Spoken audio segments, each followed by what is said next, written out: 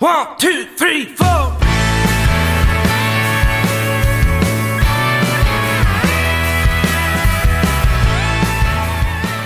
right, welcome back to Country and Cold Cans. As always, I'm Logan, sitting here with Andy and Kyle. Make sure you go follow us on social media on Facebook, Twitter, and Instagram. Going over to Spotify, give us a follow there. Going over to Apple Podcasts, click subscribe, give us 5 stars and a great review. And while we're at it, make sure you check out the website, countrycoldcans.com.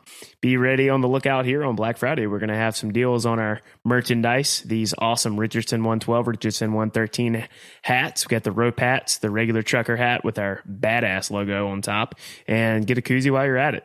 Be on the lookout for that deal that we're going to have coming for you on Black Friday at countrycoldcans.com. All right, Andy, Kyle, how's it going, buddy? Going good. I do appreciate you looking like you're in a CIA black site. No evidence at all of where you are. Pretty much, yeah. If anybody could see like my video right now, I'm in the office at this house that I just moved into, and there's nothing on the wall. It's just this like cream white background behind me. The most bland wall ever. Looks like pretty much, yeah. You know, there's like nothing that the CIA or FBI spying on us could use to identify where you are. Nope, not at all. I do enjoy that. Andy, I can tell you are in the same place as always. Yep, pretty much. Or not actually in the same place as always. Yeah, I was about to say you're in the same place. Oh, you're not in the sense. truck right now. Yeah, well, yeah, that's correct. Yeah. As far as your house, I'm always in the same place. So. Yeah, Andy's always on the go. All right, as you guys know, it's Thanksgiving week. Turkey time, fellas. I know that everybody is probably looking forward to, maybe they're not. I don't know. Looking forward to going home and seeing family members and people you haven't seen in a while and enjoying some good conversation with family and hopefully some good food and everything. You guys do anything in particular with your families on Thanksgiving? Well, I'm about to deep fry. I will not pardon 2 turkeys this year. I'm going to deep fry the hell out of them. So that's what I look forward to. I think I'm going to my uncle's house. I think. I got you. Logan? Yeah, well, I due to the Carolina NC State football game being on a Friday, I have to make 2 different trips into my hometown to see the family. Wednesday night, I'm coming home because my younger brother has to work on Friday, so he and his wife are going to be home. We're going to have Thanksgiving lunch with them on Thursday. Then I'm leaving Friday morning to come back to Raleigh to watch the Wolfpack whoop up on some Tar Heel people out there on the football field, hopefully. Fingers crossed. And then leaving Saturday to come back to Roanoke Rapids because my older brother and his wife will be home for the weekend. So I'm having essentially 2 Thanksgivings. Maybe Dave Doran will finally get the respect that he thinks he deserves. Well, he does deserve it. But I will say I'll give him a little bit of hell if we go 8-4 again. 8-4 forever is what I said last week on Miserable and Reckless. But yeah. I don't know. If you got to keep saying your team deserves respect.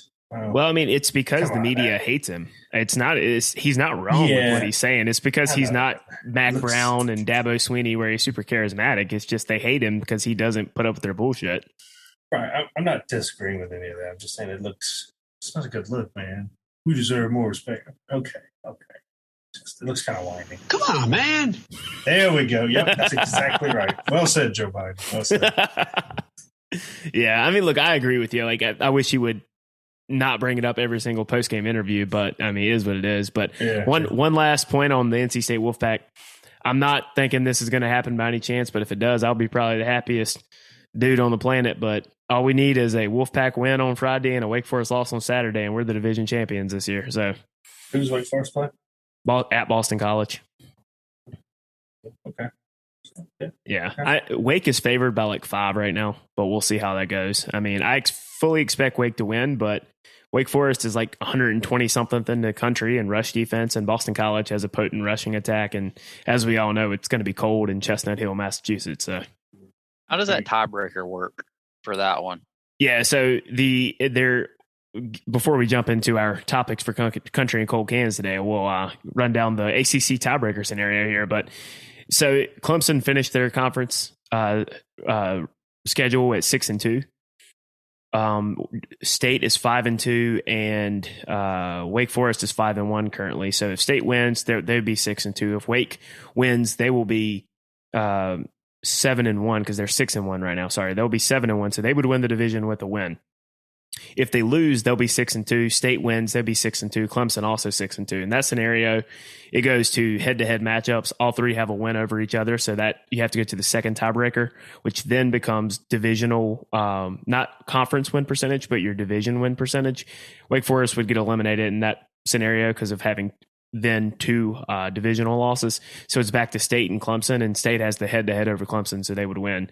So State wins the division with a win over Carolina and a Wake Forest loss to Boston College. Wake Forest wins the division with just a win over Boston College, and then Clemson wins the division with a Wolfpack loss and a Wake Forest loss. So it comes down to the last week of the season to see who takes home the Atlantic crown and is the Atlantic Division representative in Charlotte next weekend. So I was wondering because I saw that they could tie in the conference, and if Clemson wins as well, then their overall record is tied.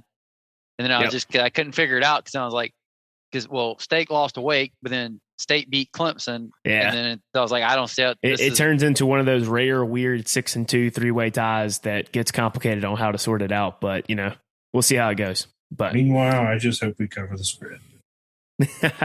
Talking about ECU in Cincinnati. Yeah. All right. But like we said, it's Thanksgiving week. Everybody's got plans with their families. So we decided we wanted to talk about Thanksgiving food. And specifically, what are the top 3 worst things about Thanksgiving food? Andy, I'm going to start with you. What is one thing that you think is one of your top 3 worst things about Thanksgiving food? If it sucks, you have to keep your mouth shut and eat it anyway. So not to hurt family members' feelings? Yep. You can't really, if it's on your plate, you can't just not eat it because it's obviously you didn't like it. You got to keep your mouth shut. It's a bad situation. Yeah. Have you ever spoken up, and so you're knowing from experience not to say anything bad about a family member's cooking? No, I haven't actually. I've never had to be put in that situation. Most of my family can cook, and the one time that they couldn't, they tricked my uncle eating a terrible deviled egg, and half the crowd was in on it and watched him eat it. And they said he swallowed it whole because it was so bad. Oh Lord. Ugh. All right, Kyle, what about you? What is one thing that is your top 3 worst things about Thanksgiving food? Oh, half of the food is just nasty. Like deviled eggs, broccoli casserole. Casseroles in general just suck. I don't like casseroles. Just make a real food. So, no, unless it's hash brown casserole. Well, hash brown casserole is the sole exception. Cheese potato casserole is pretty good. No, just make potatoes. That's what I'm talking about. Half of it it's no good. Just make real food. I don't like casseroles, so I'm going to change mine to not half of it sucks. Casseroles in general. I don't like green bean casserole, broccoli casserole, potato casserole. The hash brown casserole is the only good, especially from Cracker Barrel. Yeah. I had Sponsor is Cracker Barrel. No free shout outs. I had Cracker Barrel tonight, boy. That hash brown casserole was superb. He's like, I hate casseroles, but I did have a casserole tonight. I said hash brown casserole was the sole exception. All right. So in that vein, one of my top 3 worst things about Thanksgiving is cranberry sauce. It's awful. Yes, it doesn't matter if it's homemade or straight out of the can. It's awful. I don't know why everyone insists on trying to make you eat that with turkey. It's just good. They Lord. put it Come right on, beside it too. Like sometimes the juice runs over. And I don't want that shit touching my food. It's disgusting. It looks awful. It's heresy. Who decided that was going to be a yearly staple at Thanksgiving? Where does a cranberry even come from? I don't know. Nobody knows exactly. A cranberry. The Land O'Lakes commercials comes out of the can. That's where they all come from. Those commercials are kind of lit. Yeah, that pond does look interesting. Yeah, that's where they all come from. That one Land O'Lakes commercial. I think it's Land O'Lakes, right? No, Land O'Lakes is butter. Ocean spray. That's what it is. Yeah. All right, Kyle, throwing it back to you. What's your second thing in your top 3 worst things about Thanksgiving food? So this isn't directly food, but it is food. I take great exception with how stupid fire departments think people are. Yes, I know when you put a burner under grease, it is flammable. I'm not an idiot. I know a lot of people are, but I don't need to see the PSAs about frying a turkey. Don't set your house on fire. You don't fry the turkey in the grass. You set it well away from the house and anything to catch on fire. You fill the pot full of water first, sit the bird in, see how much it rises. Now you know you have a level. So my worst thing about Thanksgiving food is the PSAs you get. Don't burn your house down, or like on an Allstate commercial where the guy just sets off a bomb in his driveway. Like, who does that? These warnings, I feel like, are meant for if Logan DeBerry is ever the one cooking. Hey, it's been a long time since that incident with the grill, Andy. So yeah, that is my second. I mean, they really grind my gears. Like, I mean, you see all these videos that they put up, and I'm just like, who does this? I mean, who sits Logan DeBerry? Who sits a pot of boiling grease in the middle of their kitchen? I've never done that, Andy. Right. I mean, you see, or you see that, or then you see, it'll be boiling over, and they go there and just pour water on a grease fire. Like, Jesus Christ, who does this? No one is this stupid. Well, I guarantee you there are probably some people that are this stupid. But dear fire departments across America, please stop telling me this. It annoys me and it offends me. All right, Andy, what's your number 2 and your top 3 worst things about Thanksgiving food? The amount of work it takes to plan out how to be the most optimally hungry for the meal. That's a good one. You don't want to eat too close to it, because then you're not going to be able to eat much, but you don't want to starve yourself too much, because then your stomach's going to shrink and you can't eat as much. Wait, does your stomach shrink that quickly? Right. I'm saying if you go like a day without eating before it. Now that sounds like hearsay to me. Yeah, I feel like you got to like start nibbling on like the rolls or something a day before. See exactly how much work this is? It takes a lot of planning just to be able to eat all that food. It's ridiculous. Yeah, well, my next one, and my number 2 and my top 3 worst things about Thanksgiving food, it might be a little controversial, and I will put as a disclaimer, if it's done right, it's fantastic. But the problem is most people don't know how to do it. But turkey is awful. It's dry. There's a reason that we only eat it once a year, and that's because it's at Thanksgiving. But if someone does it right, it's fantastic. The problem is most people don't know how to do it right. In the DeBerry family, we've never had turkey but one year at Thanksgiving. We have a country ham and homemade fried chicken instead. Actually, I could say my grandparents, we had ham and barbecue. Yeah. Yeah. Well, see, here, turkey has a short freshness shelf life. Like when you deep fry turkey or you cook one in the oven, if you eat it relatively quickly after it's been cooked, it's still very moist and it's still hot and it's still delicious. Or if you cook it at lunchtime, and you're not eating it until dinner, and you've cut it up and it's just sitting in a pan for a couple hours, it does get very dry. Yeah, it dries out too quickly. Very quickly. Fried chicken don't dry out that quick. Neither does ham. No. Yeah. Oh, gosh. A spiral bound ham. Oh, man. Oh, God. Dude, ham is fantastic. Speaking my love language. I love a spiral bound ham, man. Oh. Turkey. Ain't nobody got time for that dry shit. All right, I can't agree with it's bad when it's dry. Yeah, it's bad when it's dry. But like I said, if someone knows how to actually deep fry turkey correctly, it's fantastic. Problem is, most people don't know how to do that. They want to cook it in Creole butter. But I mean, ingest it. Like shoot it full of COVID shots just everywhere. Come on, just take the jab, Thomas the turkey. Yeah, I need your 15th booster right there in that leg. Oh, all right, Andy. What's your number 3 and your top 3 worst things about Thanksgiving food? For being honest, it's having to come up with 3 things that are bad about eating, because there ain't that much wrong with eating. Well, this is the first year you've probably had to do that. Yeah, it's pretty hard because eating's pretty great. Yeah, it is. Yeah. So my final one is indirectly related to eating. It's after you eat and you're in that awkward stage where you're like, all right, I'm extremely stuffed. I'm starting to get sleepy, but do I fall asleep on my parents' couch? And is there room? Like, who's going to position themselves for the optimal spot to watch football and inevitably fall asleep? Or do I just ride it out because I know inevitably nature is going to call? And you're in that awkward position. Like, do I just go ahead and sit down? And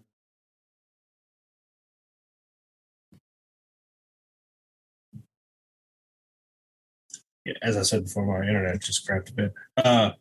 Do you position yourself to like? Speaking of crapping, yeah, no. Do you just hang out? Inevitably fall asleep, or do you hang out a long time, stay awake, and then know that you're gonna have to go to the bathroom? So you just need to start positioning yourself to leave, because no one wants to do that. Not at their home. It's an irrational fear I have. No, I mean, it depends on how close you are with your family members. Like at my grandma and granddaddy's house, I don't have a problem taking a shit in their toilet. I'm very close with all of my family, but I still know. It's just like, no, I'm really good. I've taken many shits at my grandma's house. Yeah. I mean, I lived in my parents' house for a long time. I did that a lot. So I was just like, I have my own house. I'm going there. It's just nothing like being in tranquility. I can't say I've grown out of that because I used to be that bad, but I'm not anymore. You're a trucker, Andy. You've kind of had to train your body a little bit. Yeah. We've gone from Thanksgiving food to bowel movements and very quickly. Yeah. That's the worst thing about Thanksgiving food to me is the inevitable. The reckoning that's coming. The reckoning that is coming. Yeah. So it'd be worse if it didn't come, though. Yeah, it's very true. I'll close it out with my number 3 of 3 on top 3 worst things about Thanksgiving food is most of the time the desserts people bring are awful too. Like when they have chocolate chess pie or pecan pie, I'm like, hell yeah, brother. Those are fantastic. I'm starting to think your family can't cook. But when they bring pumpkin pie, no, pumpkin pie is just awful in general. I don't like pumpkin pie. I don't like cranberry sauce. I mean, there's stuff that I do like, and we generally, in my family, we don't have all that shitty food. We tailor our menu to what we like, and that's why there's no turkey, there's no pumpkin pie or anything like that. Back when we, a couple of times in the past, had a more extended family there would sometimes be terrible food that people would bring. You just, like to Andy's point, you have to just kind of grin and bear it, not to hurt people's feelings, but same time, some of the Thanksgiving food that people just decide or act like is so awesome, pumpkin pie, it's terrible. And if I never had to eat that again, would be no skin off my back. That's for sure. You ever had pig picking cake? I don't think I've had that, no. Oh, it's a phenomenal cake. Oh, so good. That is the highlight of dessert. Gives you some vegetarian carrot cake. Carrot cake's another thing I don't like. My grandma makes a homemade carrot cake that supposedly is really good, but I don't like carrot cake. My grandma makes some really good cakes, man, but she just I prefer it when they make cakes that I like. You vary with the first terrible take of the podcast. Carrot cake is phenomenal. Every aspect. Come on, man. Yep. Come on, man. Carrot cake. Oh gosh. Enough with that trash. Carrot cake. I'm out. What dessert do you? I'm just curious. What dessert do you like? Oh, I love chocolate cake, pecan pie, chocolate chess pie. Those are all amazing, amazing desserts. My grandma makes a fantastic homemade chocolate cake. Like 3 layers, 4 layers. Andy? I like most things. But apple pie and pumpkin pie, you can miss me with that shit. I like apple pie. I used to not like it. I actually kind of like it now. If you're going to have apple pie, it needs to be hot, and you need to throw a dab ice cream with it. Yep. That's what you eat. That's the way Americans eat apple pie. Yeah, you can't go wrong with throwing some ice cream on something, though. A piece of cake and a glass of milk. Oof. No. All right. Says it entered the chat. All right. Moving into the main topic. We're bringing it back, folks. It's this edition of Slap or Crap. We take 5 songs that were just recently released. We listen to them ahead of time. We formulate our opinions on them, and then we say, does it slap or is it crap?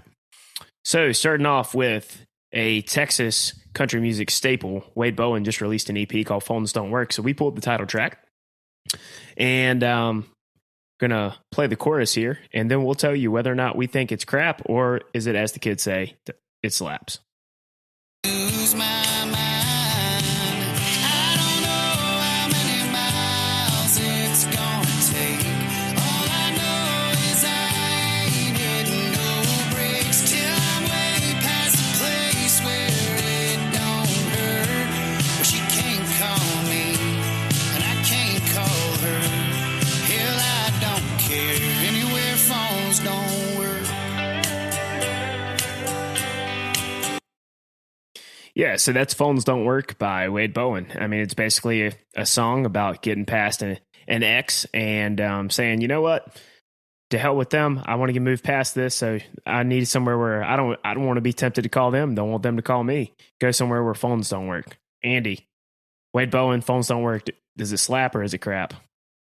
I'm going to give it a crap because I just have never, the romanticizing of like the not having phone service, or when people talk about sending text and songs and stuff, I just, for some reason, I've never liked it. I like, for some reason in songs, I like where people talk about writing letters, even though nobody writes a letter anymore. And it's just the modernizing of the way a song's written. But the romanticizing of not having phone service, I've never liked that.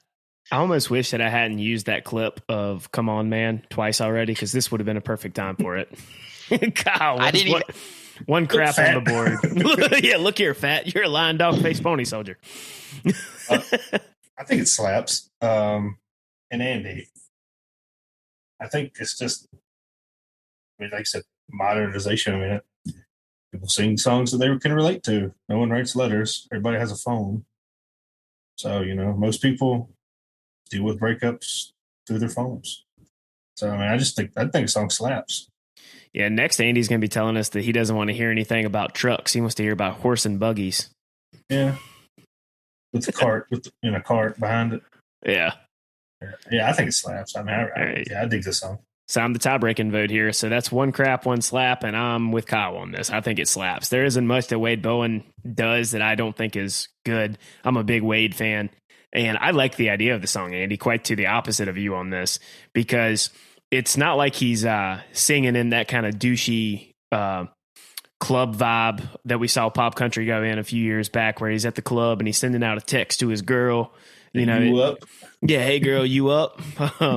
It's kind of like he's like, hey, I got really hurt by this. What's the only way that I'm not going to be tempted to try to get back with this girl? I need to go somewhere where my phone doesn't work. And I would say, I would add, it's good life advice for a lot of people. Put the cell phone down, man. Yeah, I mean, you live a lot healthier life. Unless you're listening to country and cold cans, and then keep your cell phone in front of you and plug it up. Download it before. Yeah. Hey, if you download it, then you don't have to worry about having phone service. That's very true. All right, so this 2 slaps, 1 crap. Wade Bowen, phones don't work. All right, moving into the next one, we have a guy from the mainstream. He fancies himself a badass. If you just ask him, Brantley Gilbert. He put out a song called "How to Talk to Girls." I'll play it here, and then we'll talk about it. But the game just changed, 'cause I got this ring and I'm on one knee, and now I'm drawing a blank, 'cause this angel hangs on every word I say, but she's getting so much more from me than my last name. Everything, and I can't hide it. She's got me at a loss for words. I guess I'm still learning how to talk to girls.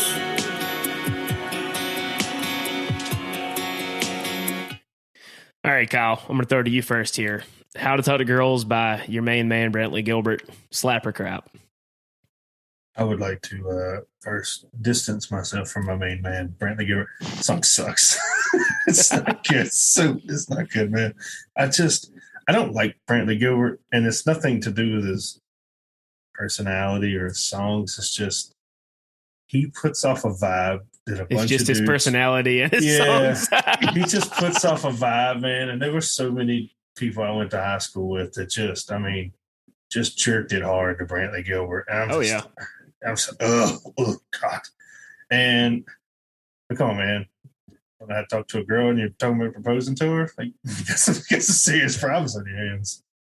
I mean, and I hate the convenient pauses in all those songs where the little guitar melody strums in. I just roll my eyes the whole time. To your point, like, I hate how he has a pair of brass knuckles on his mic stand. I'm just like, dude, come on. Like, is that necessary? I think he couldn't find himself out of a paper bag. But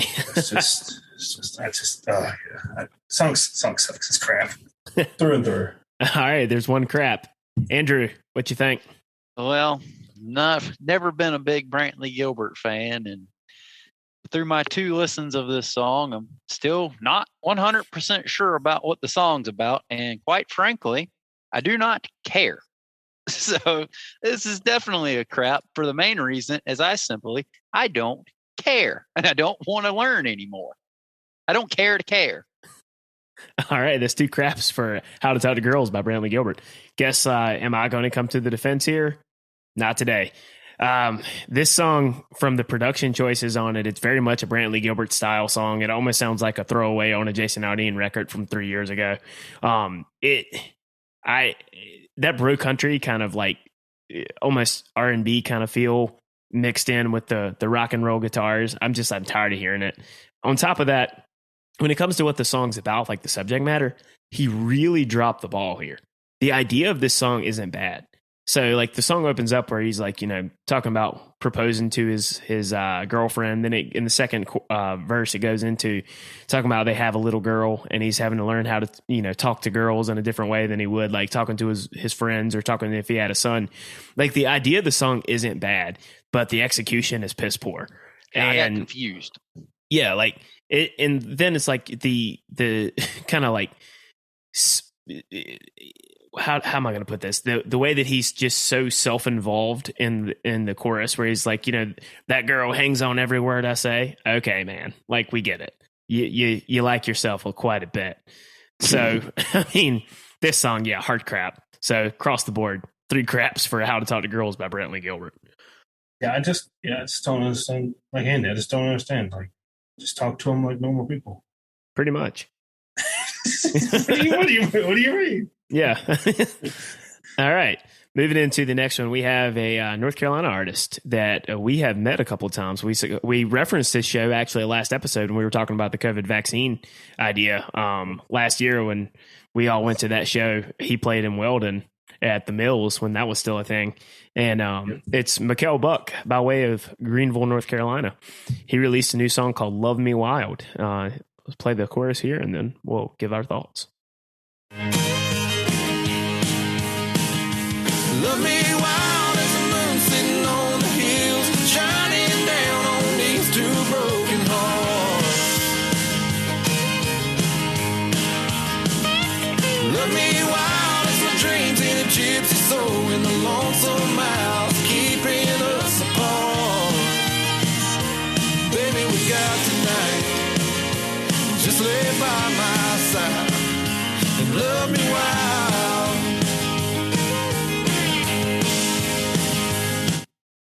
All right, so that's Love Me Wild by Mikele Buck.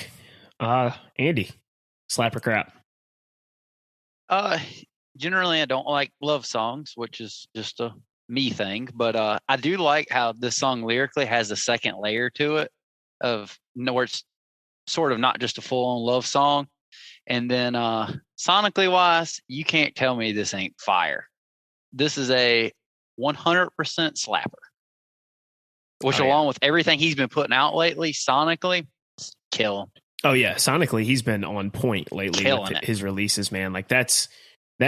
I'll save it for when I go after Kyle. But Kyle, slap or crap? We got 1 slap on the board for Love Me Wild. I think this is the hardest slap of the ones we're doing today, in my opinion. As we've discussed, the biggest drawback that we saw with Mikele Buck is that he wasn't releasing his own music. And he is, and they're just hitting. I mean, I love the fiddle in it. I love, like Andy said, I love how it sounds sonically. And I didn't really take it as a love song. I just took it like, hey, we both got a lot going on. Might as well make the night count. Like, that's the 2-layer thing that I like about it. Right. I mean, I think, he's talking about he's on the road. We got to go, but might as well just make the night count because we don't know when we'll get another. So Did he write it, Logan? I don't know. If you give me a second, I can tell you. But yeah. So I actually so that's 2 slaps on the board for Love Me Wild. And looking at the song credits now, yep, he wrote that one by himself. That's a banger. Sweet. Yeah. So I agree with you, man. I think this one slaps so hard. Well, I mean, just start with the sonic. aspect of this song. That's how you do a fun sounding country song. I love the fiddle. There's something about a fiddle in a song that's just amazing. That and a pedal steel guitar are two of my favorite instruments on a country song. Yeah, that fiddle works in this song. The way he sings with like the fiddle and all that too, it really works well. Oh, for sure. And now getting into like the song lyrically, I think Andy's right. I think it works on two different levels. Kyle's 100% right that it's like, hey, I'm going to be on the road, assuming he's referencing the fact that, he's a touring musician. He's not home a lot. So like he's on the road and, but it's also kind of a love song to Andy's point, because there's a line in the song about saying that it's two lovers who probably ought to stay friends, and how we don't know, they don't know if they're going to be able to be together for very long, because he's got to get on the road again. But so tonight, just, take advantage of it and love me wild. It's kind of like one of those, we know it's not going to work because of circumstances, but it's almost like a hookup song, but it's a hookup Crazy song. One More Time by Kid Moore type. It's a hookup song done right. And I just think that those two aspects of the song lyrically, to both of y'all's points, and that with it just being an absolute banger sonically, hard slap for me. If it was just the hookup level of it, I would not have liked it lyrically. So typically I just don't like that type of song. But the second layer to it, it gives me something else to listen to other than that part. And I just don't like that type of song in that aspect. No, I agree. Oh, and the last thing I was going to say was sonically, I mean, this is a song that can be played in numerous settings, which I enjoy. This could be driving by yourself, going down a back road, or at a popping a 6-pack on the tailgate around a bonfire. Yep, isn't that what everybody in the country does, according to country radio? It is. That's exactly. Or just hanging out with your buddies. Oh yeah. I mean, it's just you could put that on. You could put that on, even though it has an aspect of like a love song to it. It's not going to be something. It's not like nobody's going to a cheesy one. Yeah, nobody's going to be like, what are you playing that for? It's got such an infectious melody, man. Like it's going to be hard to just be like, I don't want to listen to this. No, dude, it's awesome. Yeah. I was going to give the song a slap strictly on sonically, because the first listen I didn't pick up on the second layer. The first listen I only heard the love song part, and I was like, it's still going to get a slap just because it sounds so good. Oh yeah, but all right. So moving into the next song, kind of in a similar vein where you were talking about hookup songs, we have another mainstream artist, Cole Swindell, did a duet with Lainey Wilson. I'm normally a really big fan of Lainey Wilson. Love her voice, liked her most recent record. I get it. Doing a song with Cole Swindell and everything is probably good for her career with radio. Cole has been a guy that in some of his more recent songs haven't been bad. Like Dad's Old Number, fantastic song. Check that out if you haven't. But there are also times where he completely misses the mark. And on that note, let's listen to the chorus. Never say never with you. I end up together with you. It's hell and it's heaven with you, baby. Anything's possible. The highs are unstoppable. It's so uncontrollable. It's crazy. We say we won't, and then we do. You're all I want. I never say never with you.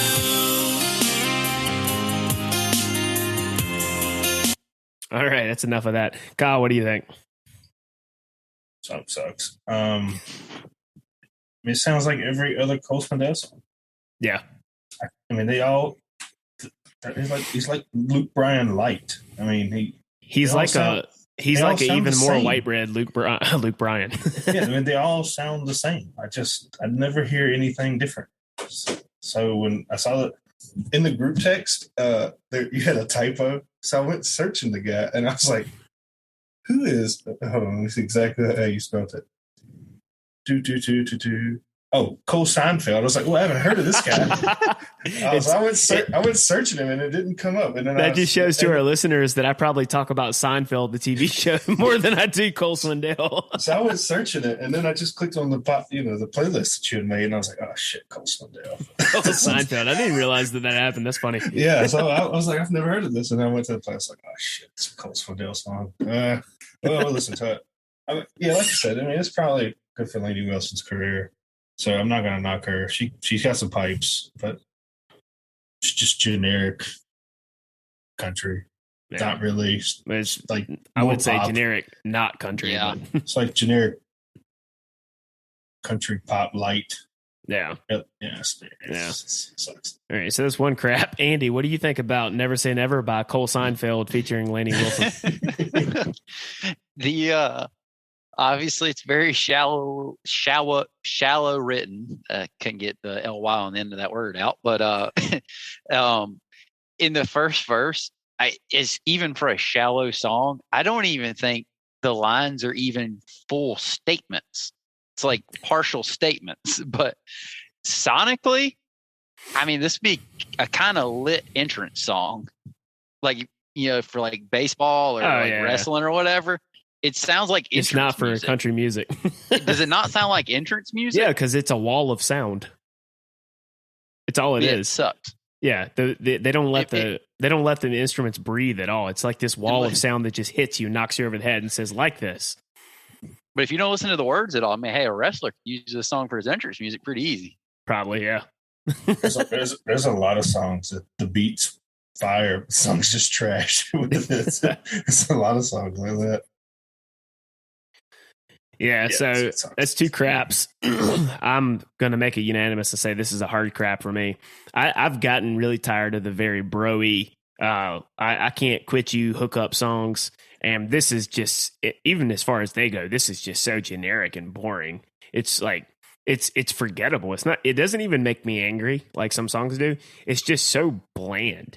It's like, I Never Say Never with you. I was like, all right. I mean, you really had a team of Nashville songwriters, and that's the best they could come up with. Again, he's probably taking Luke Bryan cast-offs and recording it to put on his record. So this song, hard crap for me. Never Say Never. Never again will I listen to it. Yeah, right. Just bad. Just bad. It was kind of hype though. If you didn't listen to any of the words, I think Andy low key likes it. No, the words terrible. The whole time we're gonna see Andy one weekend. He's gonna be like, play that Never Say Never song again. Andy's gonna pull up to your house and forget to turn his radio down. Yeah. It's just gonna be bumping. Dude, does it not sound like it's ninth inning and a pitcher's walking out? If you don't listen to the lyrics, I can see what you're saying. Maybe if it was instrumental. Yeah, that's what it has to be instrumental. Or even like the way they're singing, like regardless of the words, but like the way they're even singing, it's what it sounds like. Yeah. All right, moving into the next one. Let's wash our ears out after it's that. It's better if you don't travesty. listen to the words as well. Yeah. It's better. That song's not a bad song if you don't listen to anything the guy has to say. But moving into the next one. It's a guy that I've become a pretty big fan of. He's in the kind of like that same age bracket as Slade Coulter in the Texas scene, one of the more up and coming dudes within that Texas music scene. Jacob Stelly has a new song called Sweet Irene. I had heard an acoustic version of this a while back, and I was like, I really like that. I can't wait to hear the studio version. So much to my happiness, when I saw it was released on my release radar on Spotify, I was like, I knew we were going to be doing an episode like this soon. So I was like, that's definitely going on there. And here we go. Go to the chorus. Sweet Irene, what did you mean when you told me that I'm not the one you pray for? Could you tell me, please, how a boy like me could fall in love with a rolling stone like you? All right, so I'm gonna kick things off on this one. For me personally, I really like it. I think for me this is definitely a slap. With Jacob Stelly, in this song in particular, I really like the kind of story that it's telling about how it's like him talking to this girl, and at the very beginning, he expresses a lot of self-doubt within even the first couple lines, which is something that I love when artists are able to work that into a song, especially a relationship song, where he's saying like he's trying really hard to make sure that, it takes me a second. I always blank when I'm trying to think of specific lyrics. But at the beginning, he's like he's trying to keep the forces in his mind alive to convince himself that there's nothing wrong with him. And then it kind of moves into where he's talking to the young lady in this particular song, Irene, or shall we call her Sweet Irene? And he was like, you saying can't talk to her like that. Sorry, yeah, that's right, I can't. That's his sweet Irene, not my sweet Irene. But then she says, like, you're not the guy that I prayed for. Because, you know, you have like that, was it the Matt Stell song the girls love, talking about like saying I prayed for you. And that's like a saying that people love to talk about when they find the love of their life. And then he flips that around, and it's a very cutting insult. I would say is like, you're not the guy that I prayed for. So like that one, I think that works for this song. And with Jacob Stelly too, vocally, I don't know if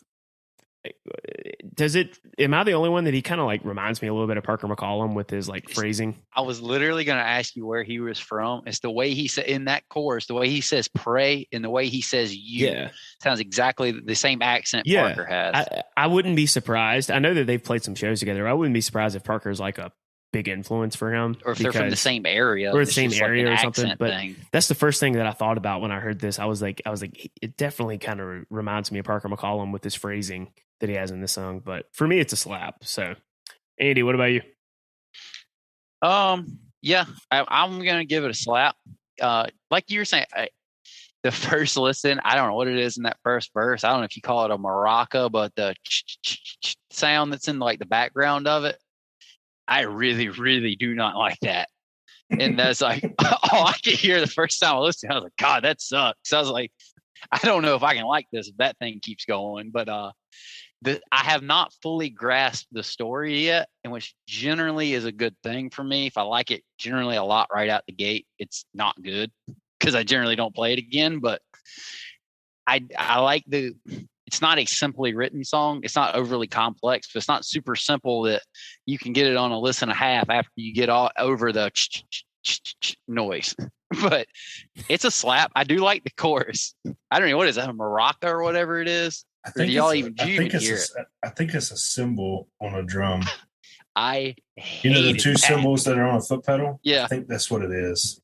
Well, that's what it sounds like to me. Throw them in the fucking trash can. That's what it sounds like to me. I hate it. I could not stand that. I'm glad that quit. And after that went away, it's a slap. All right. Well, there's two slaps. Kyle, is it going to be unanimous, or do you have a conflicting opinion here? Is there a way for me to just give it a blah? No, because I had that. You can't mix the word slap and crap because it's either slap or crap. You got to pick.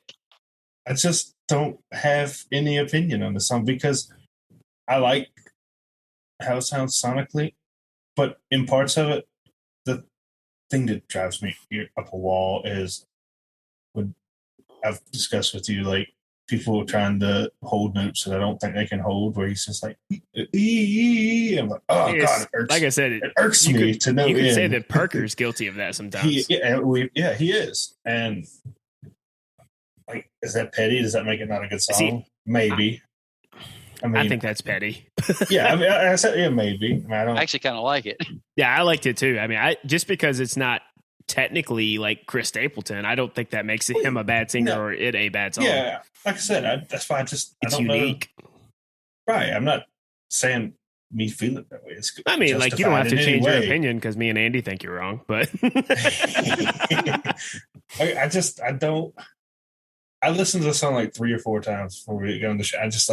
I can't form an opinion on it. I don't know if I like it. I don't know if I don't like it. I don't know if I think it's good or if I think it's bad. So, Andy, what we're going to do when you forget to turn down the radio, you're going to have Never Say Never, and Kyle's going to be in there going, sweet Irene. Look, this could be a song. 50/100 OBO. Yeah. Always bringing up old shit, Andy. Like I said, this could be a song that grows. Andy says you can, in fact, beat a dead horse. Like I said, this song could be one that grows on me, or it could be one that I never listen to again. So too close to call right now. Yeah, I just, you know me with the fire hot takes. I just don't have a hot take. So it's just disappointing. Enough. So if you had to lean one way or the other, because it's slap or crap, not slap block rap.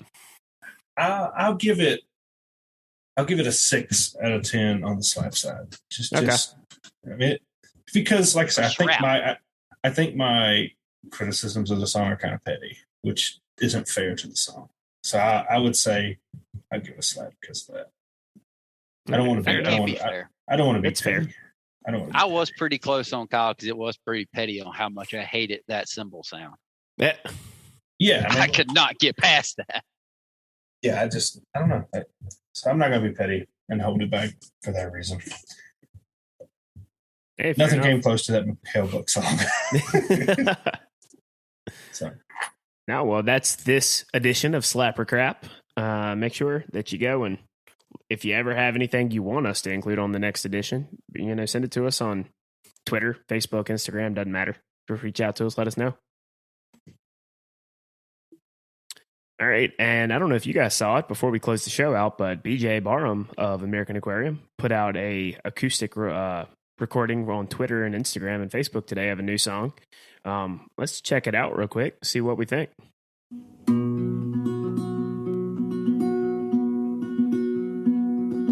How's your mom and them? Hadn't seen your folks in ages. She was always kind, had the best sweet tea high school meat ever tasted. Weddings and funerals used to always get me down. These days it seem to be the only thing that ever bring me back to town. And I wish you'd have called me. Maybe I could have talked you down. But the thing that I wish most of all is that you're still around. All right, I think we know where this one's going. I got dark fast. Yeah, BJ with another bummer jam coming. I could use a 2 listen on this one already. Yeah, I think I'm going to have to as well. We're giving our because the wedding and funeral thing is I'm not correlating them yet. I will say when this first started, I was like, "Dang, D-Ray, this is going to be a life anthem for you." You know? Yeah, that's what I was the ones to thinking. bring him back to town, and then he was like, "Only yeah," you and then it got around. dark really quick. Yeah, but I mean, hey, look, we're listening to this live for the first time because we have not heard this song yet. But we should have expected.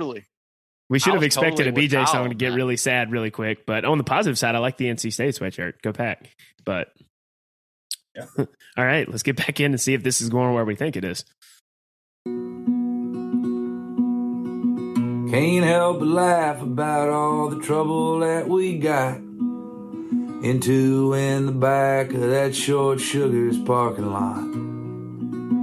All the life we lived, all the plans that we discussed, until Milwaukee's best snuck up and got the best of us.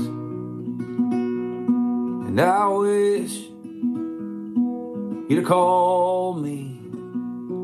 Maybe I could have talked you down.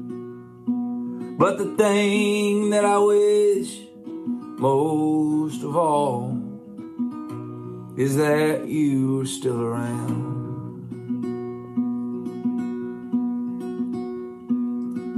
I still hear your voice when I cross that county line, waking up the echoes in the canyons of my mind. I hold on to the good times, leave the bad ones for the plow. It ain't goodbye forever, friend, it's just goodbye for now. And I wish you'd have called me. Maybe I could have talked you down. But well, what's some initial reactions from you guys on that one? I'm definitely to listen to that again. Yeah, this would be a banger with some slow, like steel guitar in the back. Yeah, kind of like he did with Unfortunate Con. Yeah. That would go hard. Like Andy said, I'm going to need to listen to that again. But from my initial gut reaction with that is BJ is showing why he's arguably one of the best songwriters in the scene right now. Yeah. Because I don't know. I can't tell you what the song's about because the initial reaction, there's something to. I would think it would be a suicide, but at the same time, that's what I'm thinking. With BJ though, for him, which is not uncommon for him to write like this, but it's not goodbye forever, it's goodbye for now. With him being an atheist, that doesn't add up. But that's not uncommon for him to write though. Well, I was actually, from a Christian standpoint. Yeah, him, that's not uncommon. Yeah, I get what you're saying. Like when the line about like I'll see you again sometime, but I mean, like you said, that's not uncommon for him to incorporate those aspects because I mean he's from Reidsville, North Carolina. For goodness sake, it can be a breakup song too, though. It's a really dark one. Yeah, I don't think it's a breakup song. See, I actually went the well, you know, he's had addiction troubles or whatever. That now he's clean or whatever. I was thinking maybe it could have been that route. That's another good more point. so like, the suicide. I think that it's clear to me that the person he's singing about isn't around, but the question is whether or not it's a like that, Andy. Yeah, well, he's talking you down. I mean, that like that I wish leads you you like called to me, suicide or there was an addiction problem and they died. But I've also heard the term is in the term used is in to talk you down is in talk you down from leaving. I've heard that used. Yeah, like but before. the context clues in the rest of the song doesn't make it seem like there's any chance of a them reconnecting here on this earth. I think it's pretty clear to me that the person is no longer around. Yeah, death from an addiction. Yeah. Either way, I think it's going to be a really good song. I agree. I think this, to your point, Kyle, is going to be kind of if he goes with kind of a sparse, kind of like stripped down approach, like you know the moments in his concerts where he gives the band a lot of times a break to go off stage for a little bit and he plays a few songs. I think this one would be one of those kind of like really poignant, quiet moments at an American Glorious As show. someone who's not on the social medias, he hasn't expressed any loss recently, has he? No. I mean, BJ at this point has been writing. He's actually been co-writing some songs recently. He's written some with Lori McKenna and Haley Witters, which is not. So this could just be a song. Yeah, I think a lot of times lately, like BJ by his own admission has been like really happy over the last few years, especially compared to what he said he was in his younger years. But I think it's more these days he's become such a good songwriter that he's able to take little things and make an entire story out of it without it actually having to be a real snapshot of something that happened. You know what I mean? Yeah. But I'm interested to hear. I'm gonna have to listen to that again, like Andy said. But I'm interested to hear the studio version of that because they actually did just finish up the record, I believe. Chika Makamako, I think is how you pronounce it. But that'll be coming out have a name? next year. I didn't catch it. Yes, it did. Let me look. It is Waking Up the Echoes. And this was the caption he said, Andy, which I think kind of makes it clear on what we were talking about. He said, "This time of year can be extremely hard. Depression, anxiety, and solitude have gotten the best of so many of my friends over the years, and it only gets harder as we get older. Call your friend and check up on the ones you love." I think that's pretty clear that it's not about a breakup. But I think there's certain aspects the way he wrote that on a first listen I can see where it might not be a dead set on that's what that is. Yeah. But that one kind of that give you a good hint. Yeah, pretty much. But I think it's a good song. I like it. So, great. Well, for this episode of Country and Cold Cans, I'm Logan, sitting here with Andy and Kyle. Make sure you go to countrycoldcans.com and pick you up some of our awesome merch. These rope hats, the Richardson 113s, or the trucker hats, the Richardson 112s, and pick you up a koozie while you're at it. And have a happy Thanksgiving, everybody. 1, 2, 3, 4.